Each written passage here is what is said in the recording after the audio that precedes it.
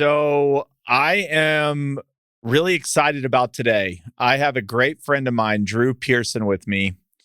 And we met probably 2 years ago on none other than Twitter. And we share lots of mutual friends. And we got to actually hang out at Capitol Camp some.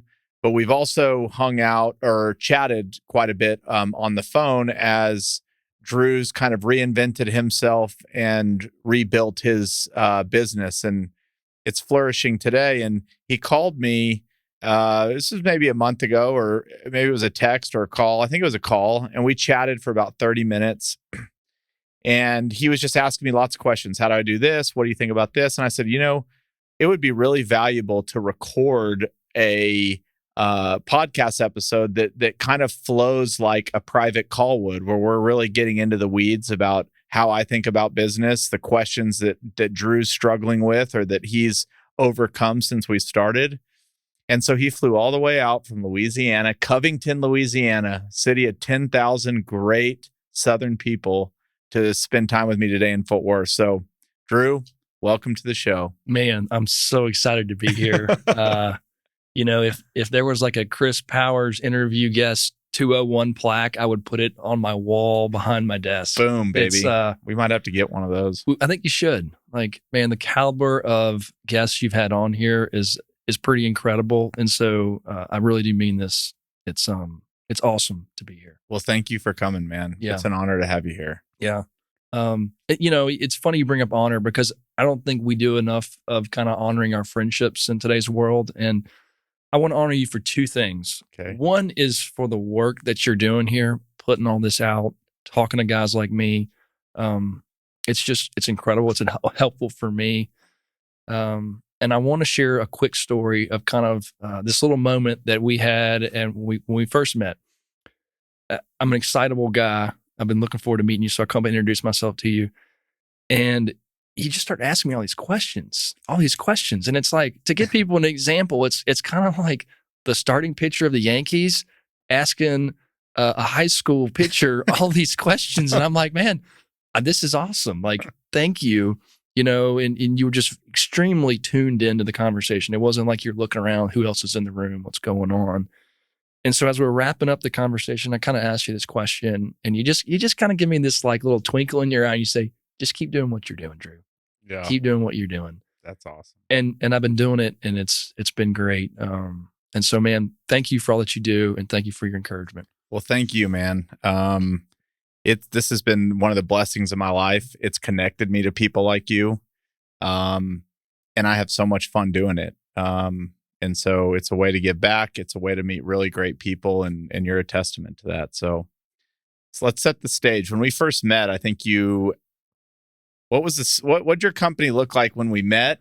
And again, I'm not taking credit for all this. Drew did the work, and it wasn't all me by any means, but I just want to set the stage for how our conversations have evolved. Where were you when we met, and where are you today? Yeah, so I think when we first chatted, I owned a handful of storage facilities. I don't know, maybe 3 or 4, and we're up to 10 now. We're closing on 2 more next week. And we made some offers this week that could potentially double the size of the company in the next 90 days. I don't think all those offers are going to go through, but we're really trying to lay the foundation to grow in the future. Cool. All right.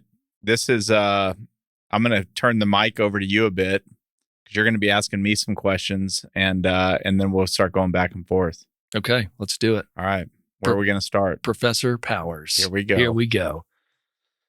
To me, and this podcast in my mind is kind of geared towards the folks who, you have a couple of deals, you have a partner or two, an operating partner, and you're looking to kind of go to the next level.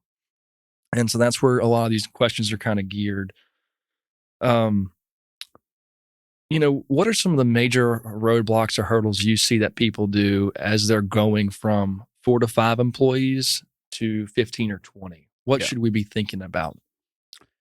Well, typically, when you've gotten to 4 or 5 employees, you're still kind of a deal shop. Mm-hmm. And, even at 4 or 5 employees, you can kind of point to what everybody does. But a lot of people can relate to this. Like, everybody kind of has their role, but then they kind of do everything else too. It's kind of an all hands on deck. It's a deal shop.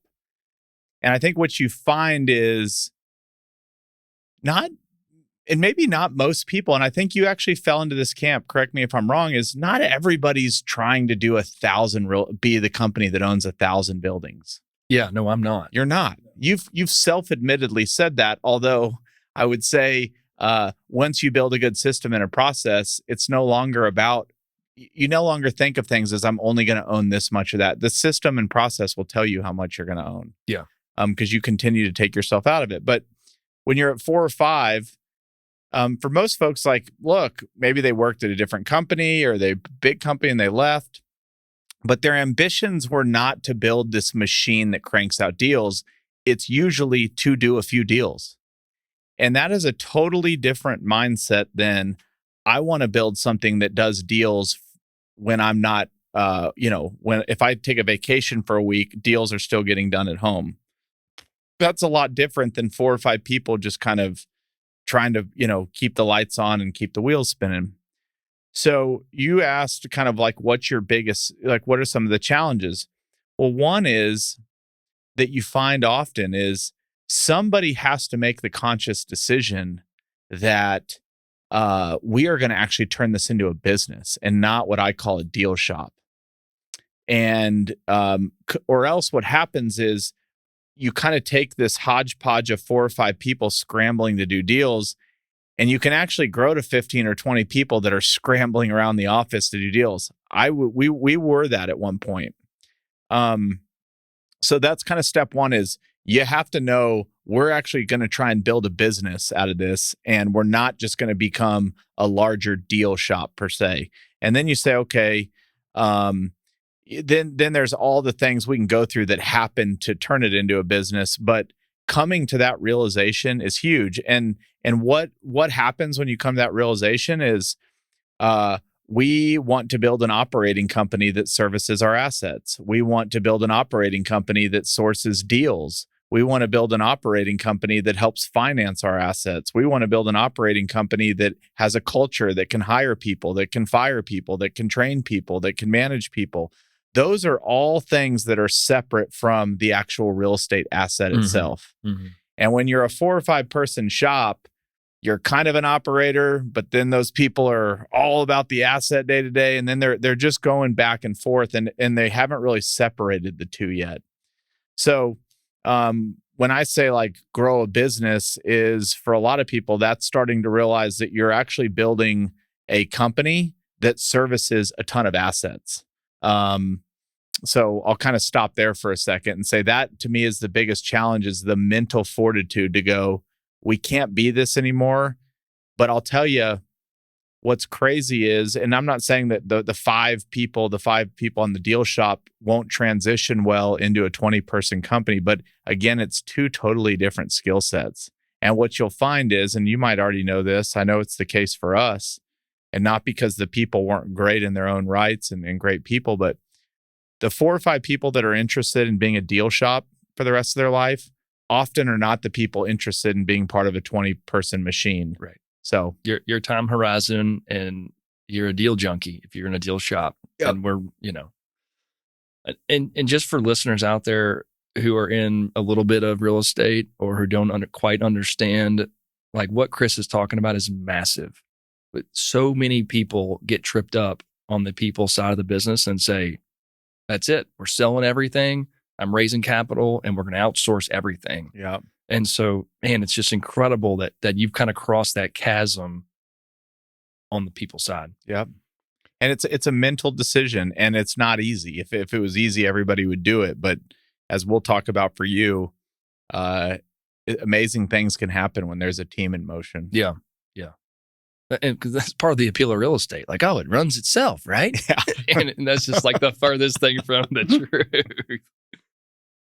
And so I guess to make this, so you've made this decision, you have the mental fortitude. Okay, we're going to build a business. 2 things I think need to happen, correct me if I'm wrong. One, we need to kind of clearly define those lanes and those roles. But one of the challenges for a small operator is, okay, I can go hire this person to do this role, but we don't actually have the business to keep this person busy for 50 hours a week. Yeah. We're just not doing 12 deals a year. We're only doing 4 or what have you. And maybe you solve this problem like with your property management business. Like you didn't get into property management until you could just go boom. We've got the revenue, we've got the people, everything ready to go. Yeah. So you'll see there's kind of 2 answers to this question. One, you can forecast a pretty good budget and go, look, if we own this many properties, this is the amount of fees we're taking in, and this is how much we're going to have to pay people. So at least you can go, look, I might hire this person that I can't keep busy 50 hours a week, but I'm 2 properties away from keeping that person that's working 50 hours a week busy. So 2 things usually happen. One, you see a lot of groups that want to build a great business. They'll go actually raise money just for their operating business. Mm-hmm. And they sell part of their business early on. And that kind of gives them runway to operate in the red while they get to scale. I don't want to do that. You don't want to do that. The alternative is you self-fund it and you're in the red, but you know why you're in the red. Mm-hmm. Now that's a big thing, knowing why you're in the red. So I think look, everybody wants to make money, but there's a difference between losing money and knowing you're losing money and why you're losing money than we're losing money and we have no idea why. The latter is not a good spot to be in. The former is actually not that bad of a spot to be in. Fort Capital, I think part of this was not great operating, but there was a year where I think I ran in the red about $1.5 million.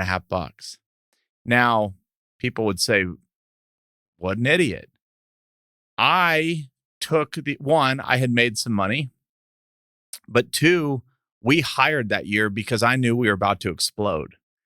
And there's a chicken and an egg problem. You're never going to explode unless you have the people already there. And so it was another way to think about it. And because it runs through a P&L, we call it a losses. Just like we invest in a self-storage facility and we buy it and it's in a growing market and we know the rents can raise and we can lease some of the vacancy and we can paint the building so we can get a little nicer rent or we can hire a better manager. What you're doing is making an investment in the future. But a lot of people tend to not think that investing in people is an investment in the future. So we could look at that as $1.5 million loss, or we could look at it as $1.5 million investment. And that investment is going to have to yield me something. Well, what is that $1.5 million going to yield me?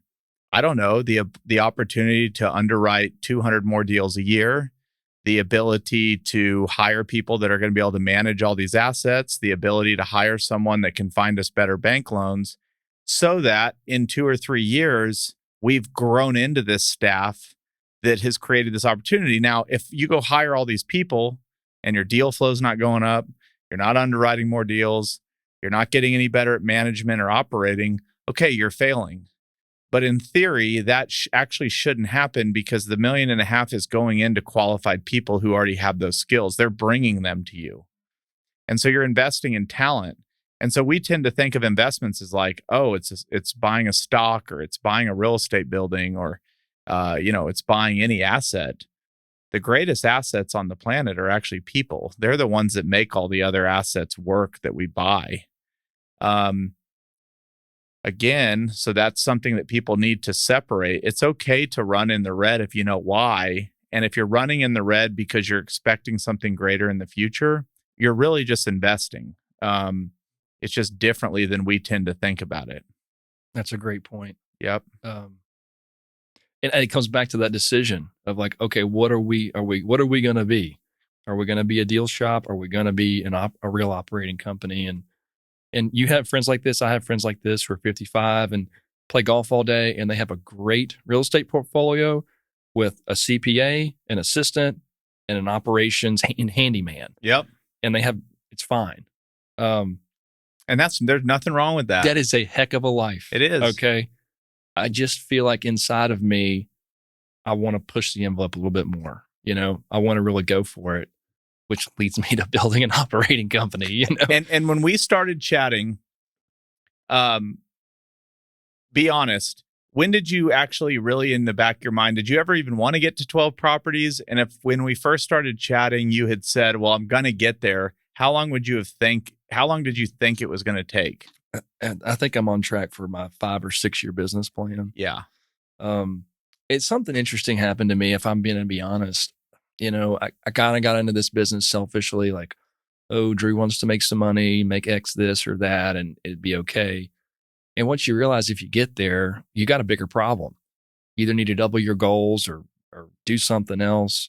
And so it's really put me back into some self-reflection and evaluation to really go back to, and I think this is a really interesting topic, is like the artistry of business, of the process, and having that's what you focus on. That's what you can control. And that's kind of your masterpiece, is the beauty of the systems and the beauty of the operation. Yep. It's it's kind of what we were talking about before. I think the world lives in this it's kind of as we grow up as kids. It's like, when you turn 8, you're going to be able to do this. When you turn 9, you go to second grade, or once you hit puberty, you're going to be able to do this. But what we find, like, as you get later in life and as you're in business, is I think we use I'm going to go back to a sports example real quick. We talked about Tiger Woods. Tiger Woods, after winning 8 majors, still thought he needed to refine the process. He rechanged his swing. He got a new caddy. He redid all these things after being number 1 in the world for like 5 or 6 years. What you find is, like, the initial goals, which are I need to make some money to live and survive, those kind of fade, and you fall in love with the process. Yeah. And the more you fall in love with that process, assuming it's a good one, what actually ends up happening is more money starts piling up, more great people come into your life. You can actually spend a little more time on the golf course.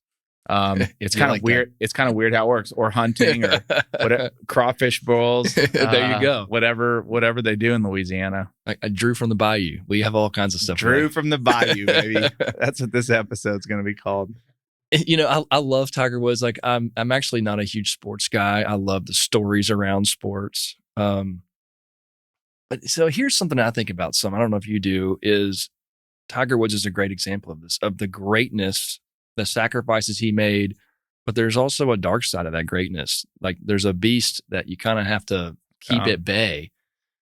Do you think about that? Or how do you try to keep your life balanced, but while still pursuing greatness? Yeah, I think it's the eternal. Look, I'm not even going to sugarcoat the answer. I don't think it's possible. Well, one, I think things that culturally have changed. People used to be congratulated and praised for a lot of hard work. And I still think they are. Maybe not in the media or in the mainstream culture. But God put us on this earth to work and work hard. And he talks a lot about in the Bible, which is something that I know you and I care about. But even if you don't care about it, that's okay. Is he says it men, but he means men and women were meant to go to bed tired. That's why we sleep. And that's because we work all day, every day. We're doing something, not just work, not manual labor, but we're doing something that's stimulating us, that's providing value to the world around us, and we should get to bed and be tired. And that is resemblance of a good day's work. It actually turns out also that we're very fulfilled as humans when we've accomplished something and we've worked hard at something. And so, to take your question a step further, if you want to be the best at something on this planet, you're going to have to sacrifice something. There is no way to be Tiger Woods without a dark side. And let's be clear, especially to the it's easy for people that don't want to work that hard to say, well, to judge and be like, well, that's a dark side. Now, we know Tiger Woods' story, so obviously there's some stuff that truly is dark. But let's say it wasn't Tiger Woods, just somebody that worked really hard. Some of the characteristics might be, not able to be home as much. Not as focused on the important things around them because they're so focused on what they're working on, things of that nature. It's easy for folks that are not, that aren't set out to be the best at something to look at that and be like, well, I would never want that. But I sometimes think, like, who are we to judge the people that say, like, that is what I want? I do want to build the best thing ever. I mean, Elon Musk is arguably doing some of the greatest things for the planet, but there's a lot of people that go, yeah, but he has 6 kids and he never sees them, and he has a wife that he never sees. I'm not saying he's right or wrong, but I'm saying he's chosen I'm going to be the best at something on the planet, and Right. this is the sacrifice I'm going to make. So to your point, I think everybody has to know what their dark side is. I think it's different for everybody. Mm-hmm. For me, I've realized that I was on a trajectory to be a workhorse 24/7. And I've realized really quickly that my kids aren't going to be in my household forever. They're going to go to college. I realized my wife's not interested in talking to me once a week. She kind of wants to chat more than that, and we like to love each other, more than that. But if you think about business in general, you think of the tops, the superstars, it's very demanding on their time. Yeah. So I think it's a long way to say the only thing that I know that begins to heal any type of dark side is the mental fortitude to go, I at least need to think about things outside of work. And if you can at least put your mind there, you'll start meeting people that care about stuff like that. But if you go into every day going like work for first, everything else second, you might make a lot of money and build a huge business, but you might also be 60 or 70 years old and not have a lot of friends. Your kids don't really care about you. Your wife doesn't. Yeah. No, I don't want to end up there. You don't. No. It's not a good spot to be. Yeah. For most people. Yeah. A really interesting book on this topic is Relentless. Have you read that? No. By Tony, his name's Tony Glover. He coached Michael Jordan and Kobe Bryant. He was their kind of psychologist and trainer, and the guy's just a beast. And it's really an interesting read. I'm going to read it. Yeah. Tim Grover. Thank you. Let's give the audience a little bit. Talk about your story into real estate. We kind of talked about maybe where you were when we met, but how did you even get to there? Because I think this frames a lot of how the conversation proceeds. Yeah. Well, I was kind of looking back and thinking like I was never picked first for kickball. I wasn't like class president. I was fired from my one and only job in high school, but one idea always stuck with me, which was if you own a building, a tenant or a customer will pay you a return and pay off that building given enough time. Yeah. And I was like, that's a pretty good idea. Yeah. I'm not real smart, but like, I get that. That's why we love real estate. You don't have to be a rocket scientist to make it work. So it's great. And so I started off, I worked for a developer as an intern in college, started my brokerage career in 2008 when it was a really tough time to be a broker. I made like $9,500 my first year in brokerage, and it was just a grind. Ended up building a little book of business, and we sold some real estate across the country in the single tenant world.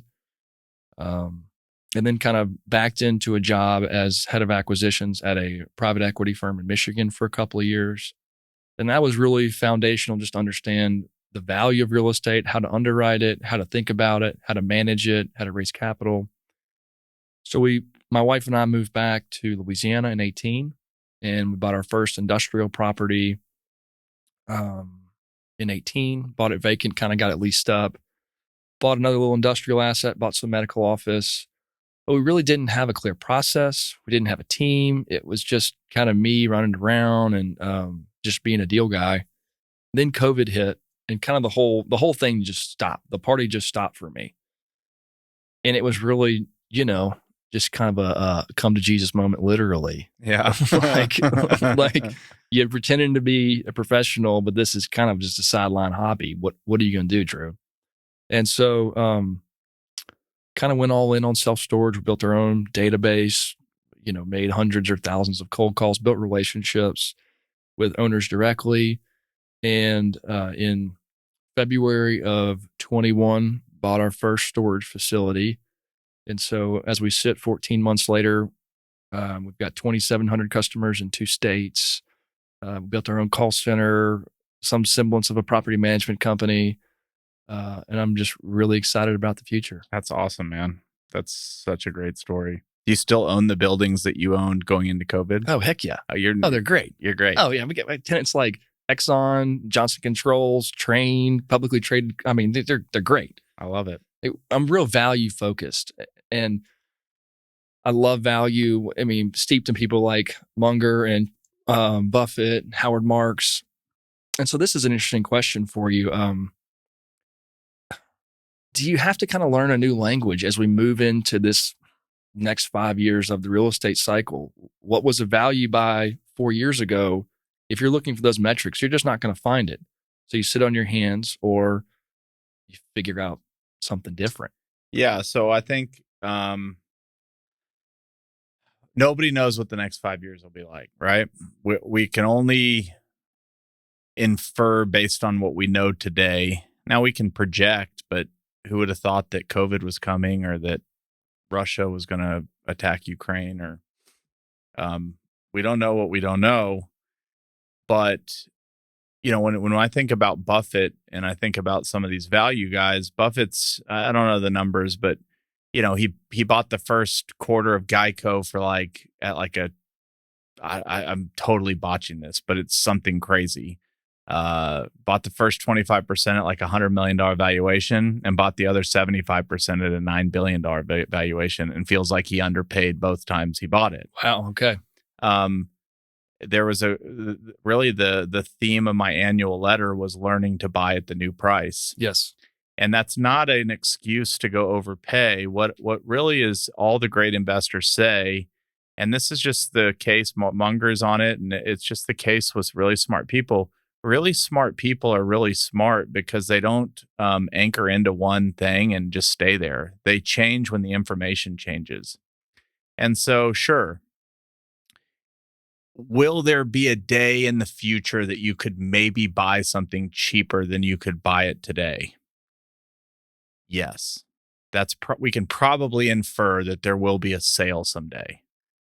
If that's the only question you ask yourself, and then the follow-up question is, so does that mean I should just never buy anything until that day comes? That's probably not a good answer. What happens is, again, you fall in love with the process. And if you're in the market day to day and you're doing things day to day, I'm not saying there won't come a day where you're surprised. Again, a COVID happens and one day you're here, the next day you're here, but you're already in the weeds of the information. Like, you can make the next decision.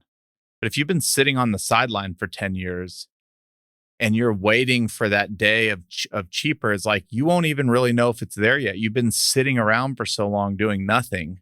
Now, with Buffett, you'd say, well, there's years where Buffett goes where he doesn't make an investment for 2 years. That's fair. But to be clear, he's still at the office all day, every day, reading for 12 hours a day. So while he might not have pressed buy, he's still so in it. And so I think what a lot of people disconnect themselves from is, it's cool if you're not going to buy anything as long as you are in it every single day and you're ready when it happens. But so that's one way I think about it. The second is, I literally said this today at lunch. I remember feeling like I was overpaying at $40 a square foot to the building for an industrial building in DFW at $45 a foot in 2017. And I bought a building at the end of last year for $110 a foot that I felt like I underpaid for. So I overpaid at 40, I underpaid at 110. What changed? The market dynamics, all the information. There's now tens of billions of dollars of capital coming in. There's now more tenants than ever trying to get in. The population flows to Texas have doubled. All these things have doubled. So the only thing you can control is what you can control and the data. And so, like, if I'm thinking about storage, is like, okay, in any of the markets that you're in, is there being more storage built? I don't know. The answer doesn't have to be yes or no for the sake of now, but let's just say the answer is no. It's like, okay, supply constrained market. Is tenant demand growing? Is there somewhat population growth? Yes. Is the cost of materials to replace this going up so that I'm under replacement cost? Yes. Like, you can keep checking these boxes and you can keep evaluating to say, does it make sense to pay this price? Now, again, if the only way you're going to come to a conclusion is, could I buy this cheaper in the future? That's a different business model. Right. if you're in the game of deploying capital and building an operating company, I say this on Twitter, is like, I'm not in the business of timing the market. I'm in the business of being in the market. And if you're in that business, you also have to realize, like, there will come a day where you stub your toe. Tiger Woods got in an accident and sat out for a couple years because he did some stupid stuff. Steve Jobs got fired from Apple for a few years before he could go back. Blackstone was near bankruptcy in 2007, and now they're the largest company on the planet. It's not going to be without fail. The goal is to never not fail. It's to minimize them and also be ready to, they say, like, the best businesses get better in a recession, and the worst businesses just go away. So this is a really long answer to your question of how I think of it. Is I think when you talk to these Twitter geniuses out there, do those exist? They sure think they do. The conversation is the same people that say that the market's overpriced tend to be the same people that have been saying that since 2015. They didn't just pick this year to start saying it. There's usually a trend, and you could make the argument they miss 4 or 5 of the best years. Now, when that day comes, they'll be nice and vocal and remind us all that they've been calling it for 10 years. So I don't know if I answered your question, but I always go, is the price I'm paying today, is the value that I'm buying have fundamentals to back it up? Back in 2007, where we could have said, okay, this feels really weird, is when we started looking at data going, and I'm not even saying this, again, it's easy in hindsight, but man, this family that makes $60,000 a year in combined income is getting a loan for $2 million for a house. Like, that's not a fundamental that's matching up. There is nothing that's backing that up other than, as long as the prices keep going up, they're good. We don't invest like that. I know you don't invest like that. You invest on cash flow, yield. Right. Replacement costs and, stable market. Our tenants paying below market rent. Those are the things we're looking for. And you're playing with your money. A lot of the companies that got crushed in the downturn, they were these big institutions, pensions. They weren't even playing with their money. And these big companies where a lot of the people working on the deals don't actually have skin in the game, once the bottom falls out, they leave the company anyway. It's the people like you and I that have their livelihood in the deals that it matters the most. And so it's not a knock to the pensions or institutions. But if you look at where a lot of the really funny business was happening towards the end of the cycle, it happens with people that aren't putting their own dollars at risk or putting other people's dollars at risk. And so, I think there's just something to be said for, the 2 markets you're in. Look, you're paying more today than you were a year ago. But there's fundamentals driving that. As soon as you start going, I can't believe I'm making this offer, that's your gut. That's years of experience, years of looking at performas, years of dealing with tenants, years of dealing with leasing brokers, years of dealing with CapEx items, years of dealing with maintenance items, to go, that gut instinct shows and goes, maybe I shouldn't buy this. But what's really happening is thousands of hours of iterations of looking at deals is showing up in your gut going, Drew, let's press pause. And that day might very well come. But back to my comment of I underpaid at 110 and I overpaid at 40. All the circumstances had changed. So I think too many people look at investing as, will there be a day in the future when I could buy it for less? The other thing I would say, and we know this, how long is your damn time horizon? Because what we do know, I think the Louisiana Purchase, they bought like a gajillion acres for like $5. Right. Now, like, one of those acres is like $100,000. Right. Real estate goes up over time. Right. It just has temporary setbacks. It has temporary setbacks. And can you withstand that storm? Are you levering it too much? Are you keeping enough in reserves? Are you buying at the top of the market and projecting record rental rates that have never existed, and the only way your deal works is if you achieve those? Yeah. Are all those things happening? No. I'm buying it under replacement. I'm buying it under today's current market rents. If market rents drop 40%, I can still service the debt and make it through it. downturns don't last forever. They usually last about 18 months, and then you kind of peak and go again. Right. And that's the beauty of self-storage. It is the beauty of self-storage. It's recession resistant. Correct. Rents don't dip as much. People need to store their stuff. I mean, your biggest thing is like, are Americans still consumers? Absolutely. Yes. Talk to my wife. Correct. She loves Amazon. Correct, baby. That is it. And so if you saw something going, man, people aren't buying as much stuff anymore. Right. That might be a reason to go, maybe I should stop buying self-storage. Or maybe I shouldn't pay what I'm paying. But so I'll end that rant on, to me, there's 5 or 6 fundamentals that matter a lot to me. Population growth. And these are nothing. I gave this speech at TCU the other day. None of this is rocket science. These are not Chris's secret 7. Population growth, job growth, business climate, low government business climate. That's something that matters to me. It doesn't have to matter to everybody. Are businesses going to want to move there or leave there?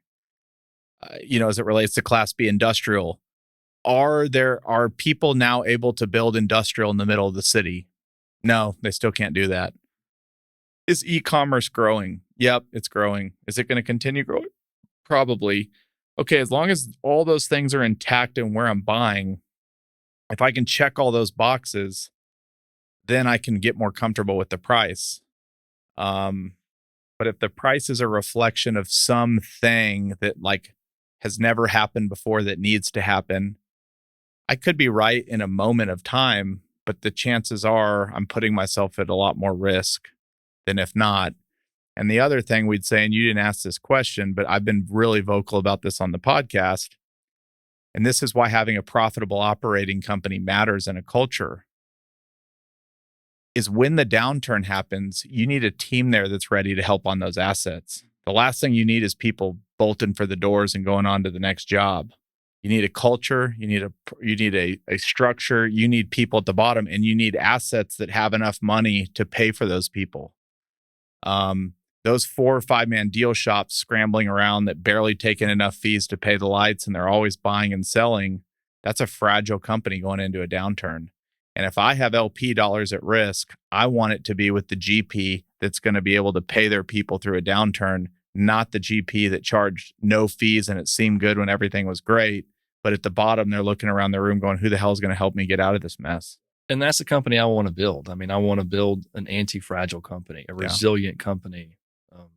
It just seems like the better course at the end of the day. Yeah. It's not the easier one to build. No. But is anything worth having in life easy? No. Right. Not that I've found yet. Right. So I guess this is a good time to, what are 2 or 3 of the big kind of roadblocks or stumbling blocks you see young GPs as they attempt to cross this chasm and make this transition to a more professionalized operation with roles and responsibilities and, real people? Yeah. And I think you're kind of going through this right now, so we might be able to chat a little more on step 1. And look, just because you agree to something or have an idea and you commit to something doesn't mean like the next day it's going to happen. I know that. Once you set out to build the operating side of the business, give yourself, time to make it happen. But step 1 would be, I'll speak to myself. I'm just going to speak to what I know because that's what happened here at Fort.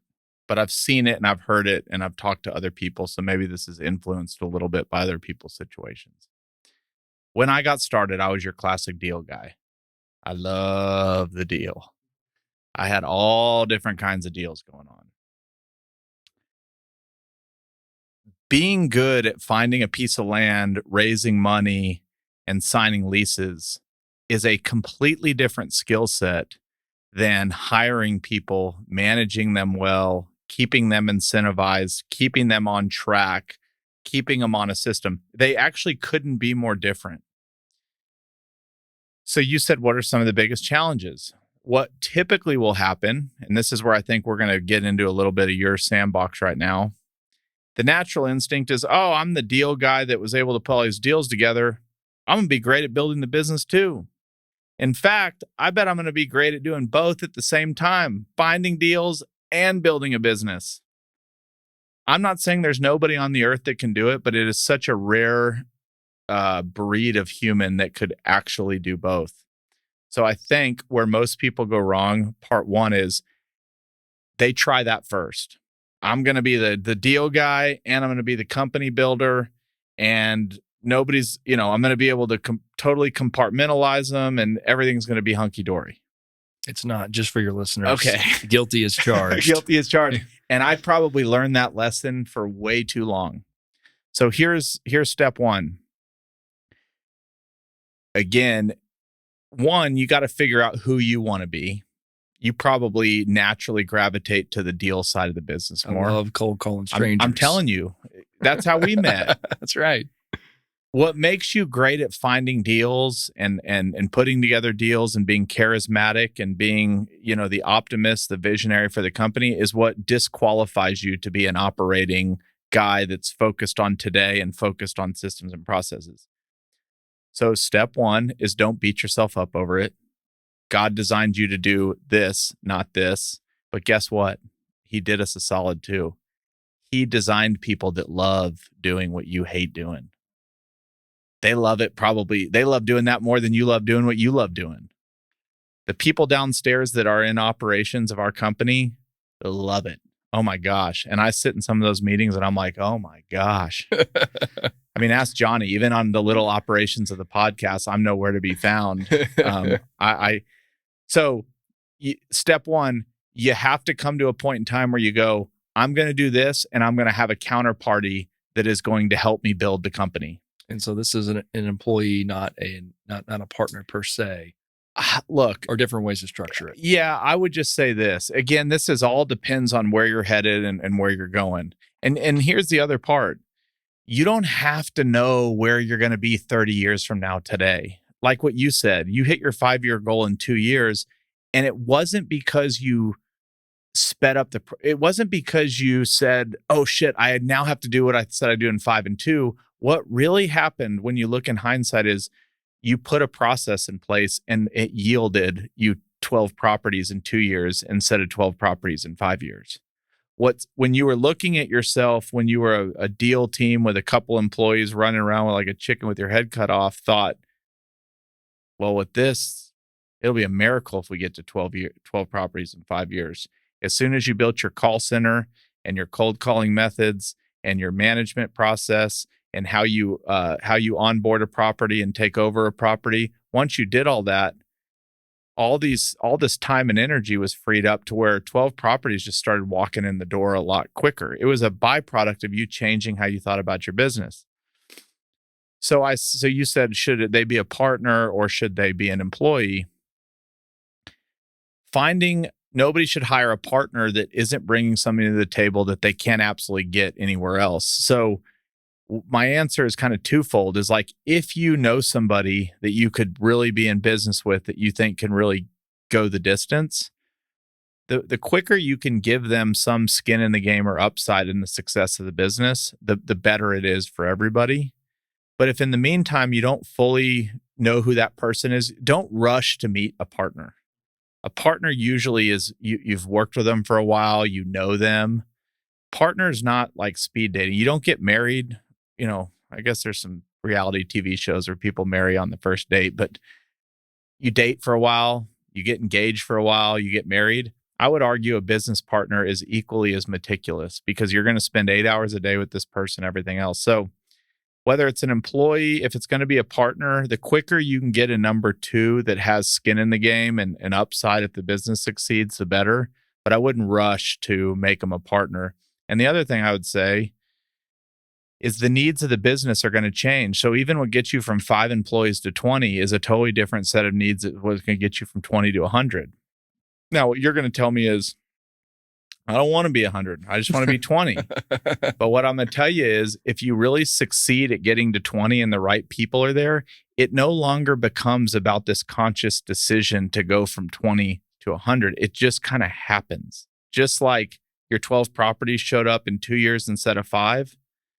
Going from 20 to 100, unless you're a venture-backed company that has to grow to the moon and that, I think most business owners would tell you, and you hear this in stories, or you've probably talked to people that are like, hell, I just bought a truck and had an assistant and Then I bought another truck, and all of a sudden I got 1,000 trucks. Is like, they just kind of kept, there was never this like, oh, once I get to 50 trucks, I'm stopping. Because once you get to 20 people, you're going to have a lot more manpower, a lot more things are going to be taken off your plate, and it'll feel easier to get to 50. The only reason a 20-person company feels really stressful is because it's still like a deal shop with like a founder and a bunch of helpers. Yeah. It makes me really mad every morning to know I work harder than you. Correct. And you have a portfolio of, I don't know, 100 times the size. And it's like, this is ridiculous. There's a better way. There is a better way. There's a less stressful way. And there's a better way. And I would tell you, everybody on my team we work hard at times. I think we work like lions. We work really hard, but it's not 24/7 hard work. Everybody's always on fire. And that wasn't the case for a long time. Mm-hmm. People can actually take all their vacations and they can take off work for a few days and not get buzzed. But that takes time. Yeah, it does. And again, it's why the fruits of it are so great, and it's why it's hard to get there. There is certainly a moat around it. And the deeper I get into the business, the more it's just like, man, y'all have an operation. Yeah. It's impressive. People are messy. Our friend Brent talks about that. Yeah. People are not easy. No, I'm not easy. You're not easy. You got 4 kids. One of them's sick. You can't come to work tomorrow, or you got to take them to school, or they got a sports game and you got to take off. Like, that ain't easy. The business would say, but we need you here. But Drew says, but I need to go do something else. And so continuing to build that machine to where not any one spoke in the wheel can shut the machine down is that redundancy. Yeah. How do we become anti-fragile?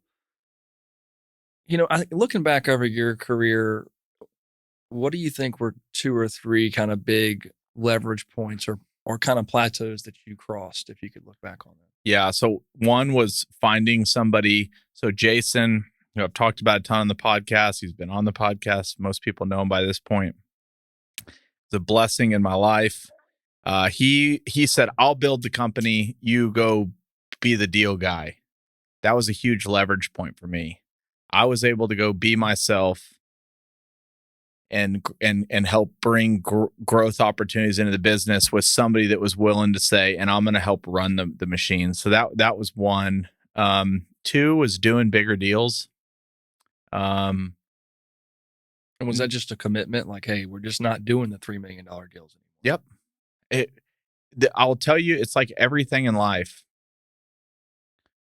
Now look, there's nuance to this, but people get what I'm saying. Is like, if Johnny, who's never bought a piece of real estate, came out today and said, I want to buy a $20 million deal. Okay, you got to go through the steps to get there. We're trying to get Johnny a duplex, by the way. If anybody's listening with a duplex in Fort Worth, call Johnny Peterson. But once you're capable of doing it, I think a lot of people ask me all the time, like, what's the difference between a $2 million deal and a $20 million deal? And there's a guy in Houston, Jonathan Brisden. He's been on the podcast, used to run Midway companies. He said it's a 0 and a lot of smart people. And he's so right. And what he meant was, and look, I preface all this by saying for 10 years, I did small deals. This is not a small deals are bad, good deals are good conversation, or people that work on small deals are bad and people that work on big deals are good. There's a lot of bad actors that work on big deals. But the point was, the best attorneys want to work on big deals. The best brokers want to work on big deals. The best leasing agents want to work on big deals.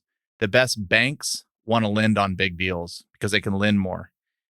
So it actually gets easier the larger the deals get because the people working on it are larger. So that's leverage. Yeah. So when you're working on buying a $1 million deal, let's just really think through this here. Even if let's say you charge a 2% acquisition fee, it's $20,000. What are you going to do with $20,000? Yeah. It doesn't go far. It doesn't go far.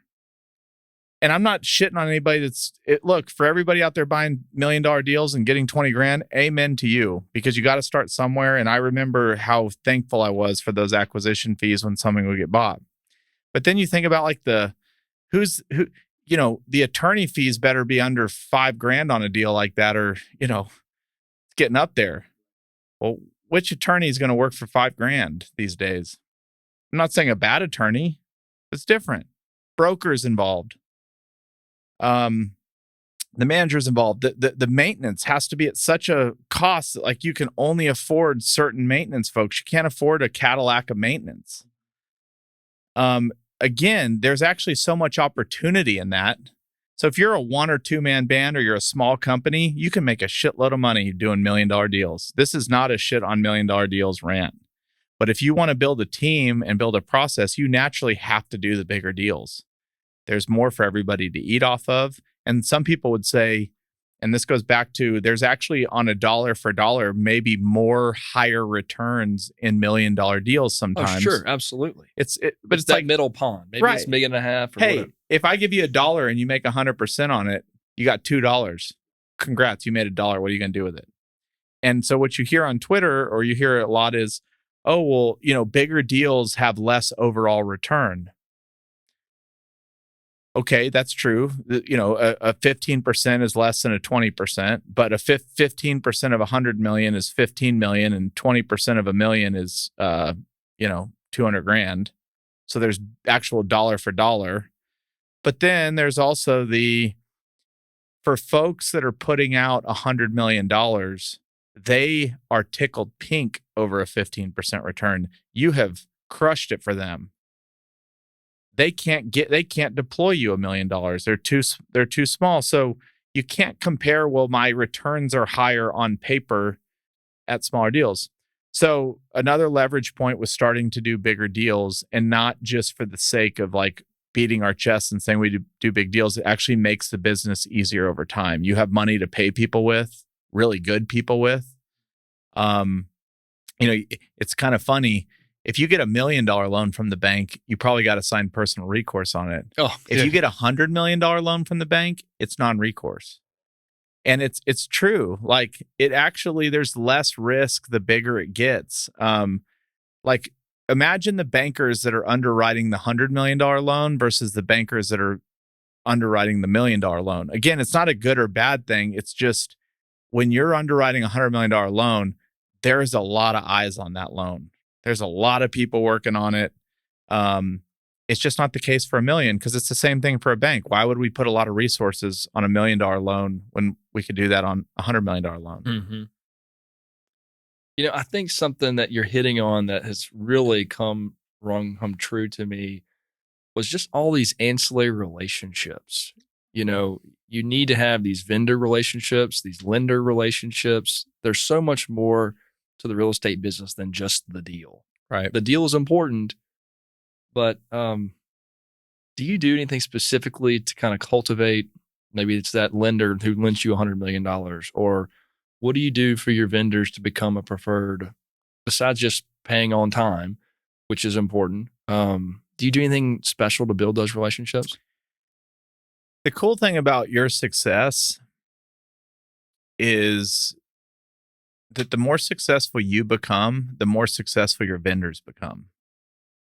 And so for companies that are growing up into the right, it's like baked into the system that you have a great opportunity to build better relationships, because everybody loves it when your success means their success. It doesn't always mean that the companies that were able to serve you at $1 million deal are going to be able to serve you at a $10 million deal. But a lot of times that is the case. Title companies, it's the same work whether we're bringing them $1 million deal or a $100 million deal. I'm feeling a little more love from my title company now that we're doing $100 million a year with them instead of $1 million, but nothing's changed. Right. Same things with banks, same thing with everything. So one is the success, and two is, and this is a Southern thing. I've never been in a lawsuit. I think we operate in this part of the world. Like, I would do things on a handshake agreement on most things if my lawyers would let me now. But now that we have investors and everything, we don't. But we try and treat everything like it's a handshake agreement. And it goes back to, we haven't really talked about focus. And you'd asked me the question on leverage. That was going to be my next answer. I'll intertwine it. But relationships compound. There's nothing more amazing in business than when you can just pick up the phone and move a mountain because you've been working with someone for 15 years. If you go call we're going on a trip this weekend with all our brokers. It's done 5 years worth of deals with us. But if you were to call that broker, he's a great guy. He'd take your call. You guys would laugh. You'd have a great time. But who do you think is going to get the business? Yeah, not even close. It's because we've just continued to invest in business. It's people loving on people. It's just like real life. It's just like personal life. So you got to let those relationships build.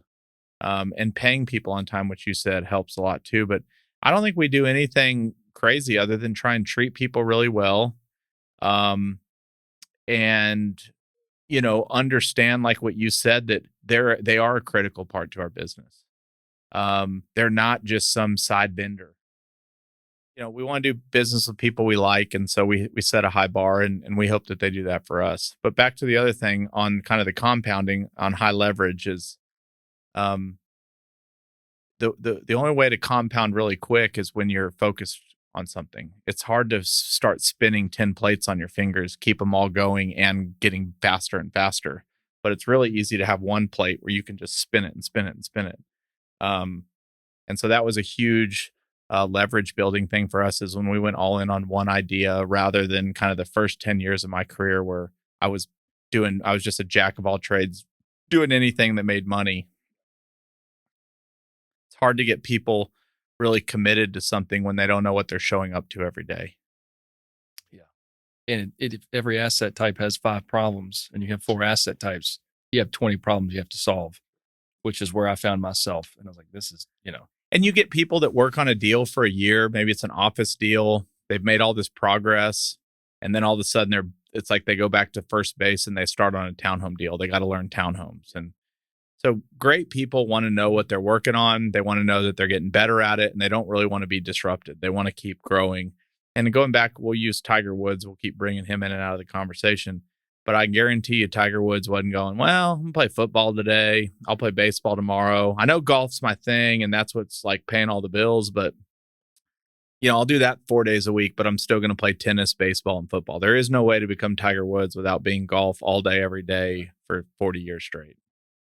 So kind of building on your focus idea, I think that in today's, it used to be knowledge was an advantage. You can read about Munger, and he said, look, I've made millions by reading the newspaper. And I'm of the opinion that there's so much information out there that's not really an edge anymore. I don't think we actually need to consume that much more information.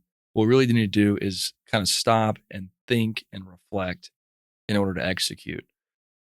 Do you have kind of any of that built into your time or your schedule of like, what's kind of the mad genius behind all this? So I'll challenge you there. I think there's actually more opportunity. So what you said is correct. There is so much information today, but the truth of the matter is it goes back to focus again. Reading, most people can't even finish a newspaper today. They can't even finish the first page of the article they're reading before they're on to the next article. So I think a lot of what's happening today that creates a huge opportunity is people are so freaking distracted today more than ever.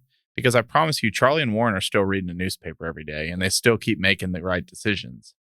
So I think it's framing it as, I think people that read like lots of books, hoping that the next book is the reason why they're going to be successful. I don't want to say they're never going to be successful. That's not what I'm trying to say, but it's like the people that want everything to be perfect before they press go. When Charlie and them are talking about reading, they know exactly what it's consistency. He reads the Bank of America 10K every quarter for the last 50 years. He's seen it so many times now that when he reads it, it's like poetry to him. Now, if I was to go read the 10K for Bank of America for the first time ever, we would have both read the same document. But if you had then said, once we're done reading, okay, tell me what you saw from that, Buffett would be able to also layer in the 40 years of reading it before, where I would be like, well, they're opening a bank branch in New York and everything else. And he would have known that they had been doing that for 10 years. And that might have been like the thing he needed to hear to, do something. Right. Okay. Great point. So it's the consistency of what you're reading. and knowing what you're looking for. Most people don't know what they're looking for when they're reading. It's just like self-storage. Like, it's as great as we've done in industrial. If I was out in Louisiana and Mississippi looking at self-storage, there would be things that you could make a decision on in 30 seconds that might take me 30 days because I'd have to meet the person that could give me the answer. Then I'd have to validate whether that person was even right because I don't really trust them yet because I don't know them. I'd have to run comps because I've never seen comps in Mississippi before. And then I'd probably check to make sure those were right. Whereas you've been doing it for 2 years, you've seen it so many times.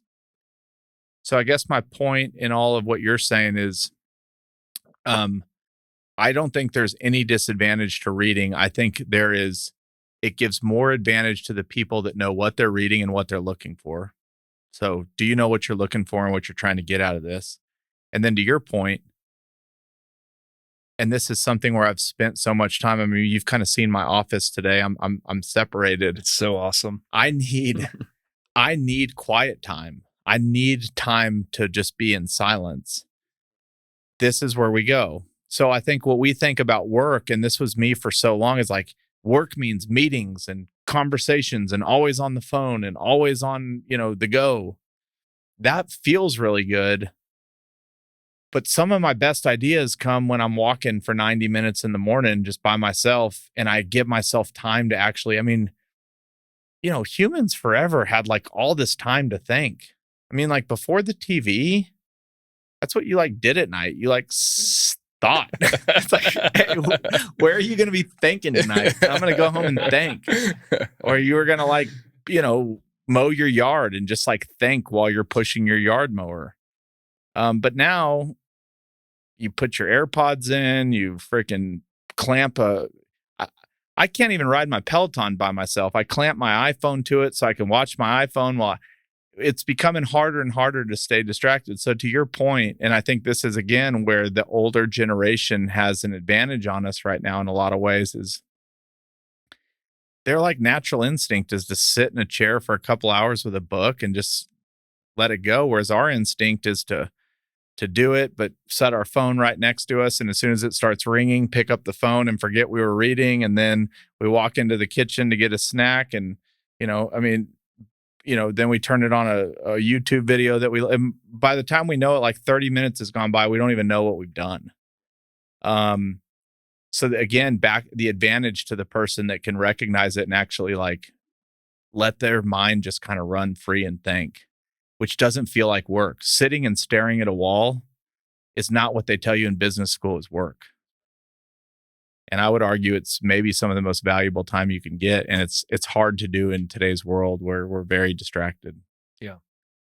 And I would add on just banging away on the keyboard on your ideas. Like, can your idea actually hold up weight on a piece of paper? Yep. And that's been just huge for me, even though my writing is like third grade level. Yeah. In bullet point format.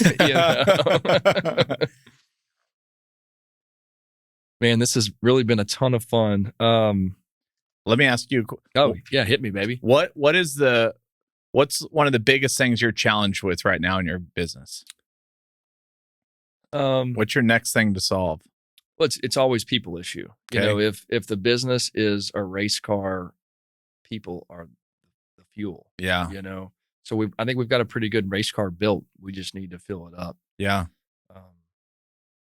I'm using Culture Index thanks to you, and we've got a decent hiring process, but I think it just takes some iterations to find the right people in the right seats. Yeah.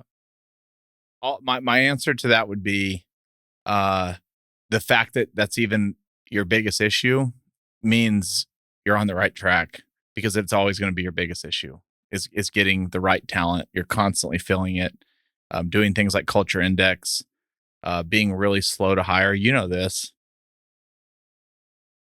Most people hire when they need somebody yesterday, and it makes them want to interview really quick and we need a warm body. What it really boils down to by the end of the hiring process is what started as like, we need this badass that's going to do all this, is like, we just need a warm body at this point. And once they come on board and you're paying them, like, it's easy to, a lot of people that rush to hire, they know pretty quickly, like, oh God, we're not really going to get our problem solved. And so it's just a long way of saying, like, understand what you want to hire for and do your damnedest to not fall below that line when you're making that decision. Because as time goes by, the urge will be to lower your standards. And the excuse will be, well, there's no labor out there. There's just nobody to hire. And that might be true in a great market like we've been in for a long time. Their talent is working. Very often, the person that you want to hire has not been unemployed for 6 months. They're not on Indeed the exact day that I need to hire. That is correct. That is for damn sure for certain roles. And so it can be a grind, but I'm telling you, like making an investment, if you searched for people as hard as you search for a piece of real estate, you would be shocked at the people that will show up and work for Pearson Real Estate. Yeah.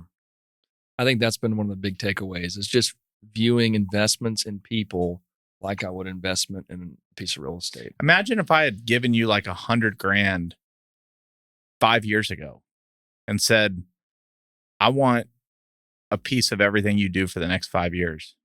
That'd have been Bitcoin's up 50x. I guarantee you would have given me back 50x on my money by this point. That's a person thing. People produce. Blackstone is the largest real estate owner now in America. They have the highest paid people and probably the largest team. So obviously their overhead line item's really big, but look at their bottom line. Great people produce cash. They do not subtract cash. And I guess, if I'm just being honest, you get a little afraid. I mean, people, they need good leadership. Am I a good leader? They need an office. That's expensive. They need all this stuff. It's like, or is it easier just to fall back to what's comfortable? Well, remember where we started the conversation. Right.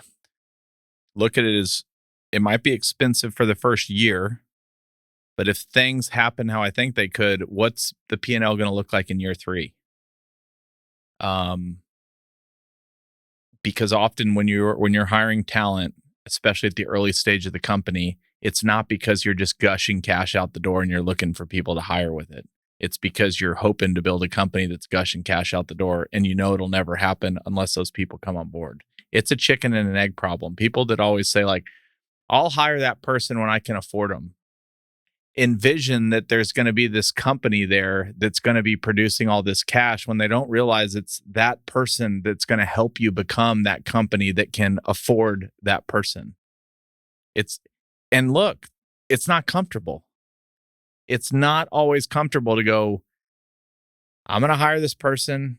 I don't fully know how I'm going to pay them. Or maybe I'm going to come out of savings to pay for them for a year, and I got to get them an office and benefits and pens and pencils and a computer. But if you modeled that human like you model a piece of real estate, and you go, okay, but if I'm paying this person $70,000 a year, I'm thinking of maybe an acquisitions person. As long as they can bring me 3 deals over the next 2 years, they're more than paid for. Okay, the first 6 months on board, they haven't found anything yet. You're going into the red, but the hope is they'll take you out of it. And then you go, okay, what am I going to do with all that surplus cash I made? Ooh, I'm going to hire a marketing person with that. Well, that goes back to the business model and not just a deal shop. And right. Not just I'm going to put that fee in the promote and, strip it all out of the company. But if that's what you want to do, then just be prepared for those results, which, like we said, can be great. There's a lot of people that make a lot of money with 2 or 3 employees. And all right, so this is one of the last questions of the episode. What advice would you give yourself 5 years ago? I already answered it, but I'll go a little deeper this time because I'm just really passionate. And I actually did it 5 years ago. I would have focused sooner. If I had started in industrial 5 years even sooner than I did, we would be so much bigger than we are today. Not because any other reason than it just would have happened. When you are spinning a lot of plates, again, if you just think of Tiger Woods, he could not have become the best golfer in the world by being interested in football and baseball and tennis, basketball, and golf. Now, some people would say, well, I don't want to be Tiger Woods. Well, then great. Then I'm not talking to you. But if you do want to be Tiger Woods, I've told Johnny this. Johnny's been working on his podcast business for a while, and he's actually focused. He used to try and do all things for all people for their podcasts. He would do anything. And once he started focusing on becoming the best editor and audio editor and working on YouTube and just really keeping it tight, he's exploded. Same thing with you. Once you started focusing on self-storage, you've just gotten a lot better at it. And it doesn't feel as hard. Those first two you bought felt hard. These next two you bought are like a walk in the park. But again, that's all this compounded knowledge. And it goes back to talent. The best people that you hire do not want to be told when they're coming to work for you, I don't know if you're going to be working on an office deal tomorrow. I don't know if you're going to be working on a townhome deal tomorrow. I don't know if you're going to be working in a Texas deal or a Florida deal. But you'll be busy. You'll have a lot to work on. Yeah.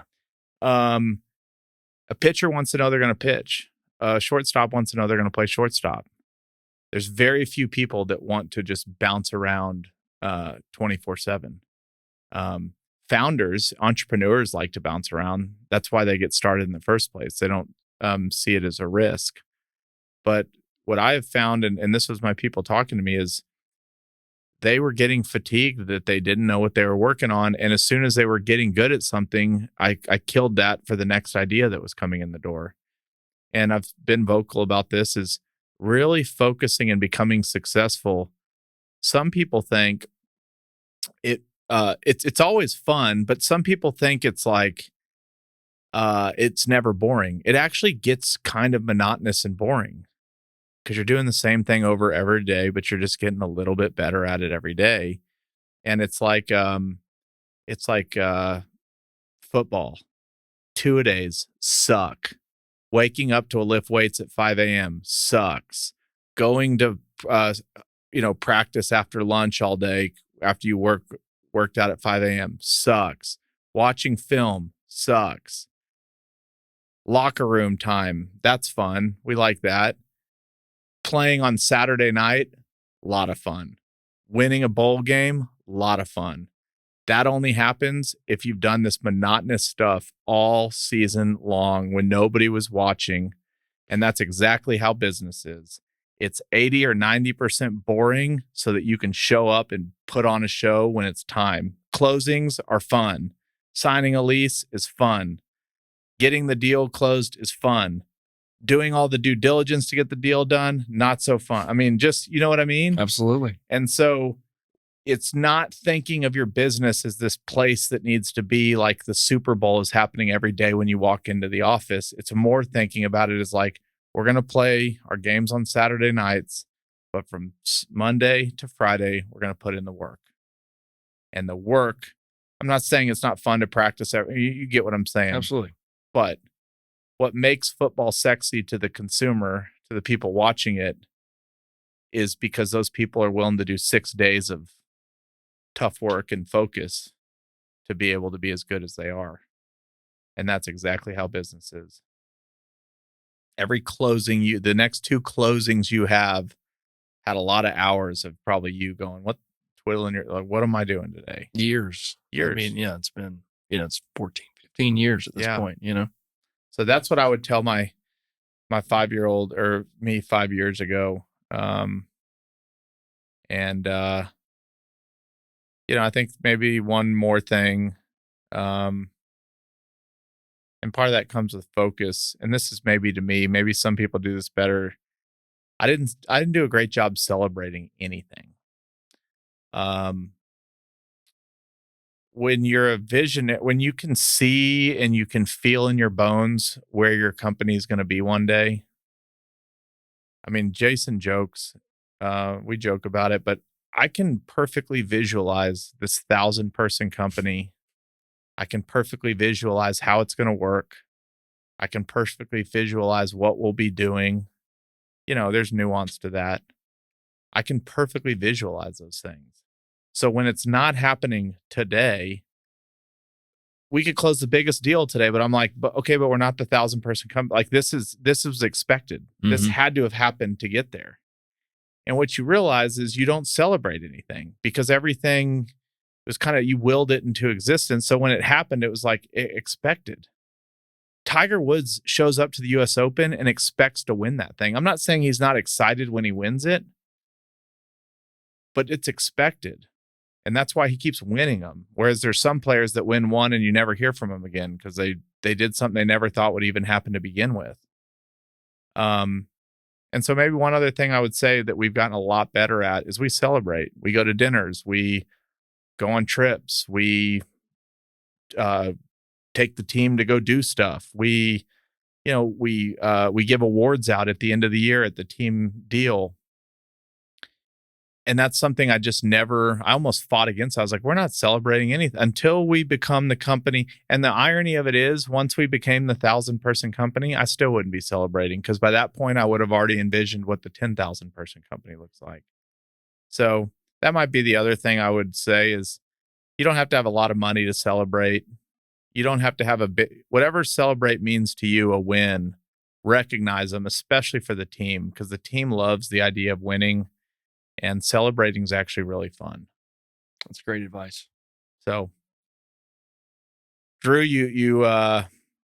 if you don't make it in self-storage, which will never happen, there's $1 million career waiting for you in the podcast industry because you are a natural today. Man, I had so much fun, Professor Powers. Thank you. So great, man. Thanks. Yeah.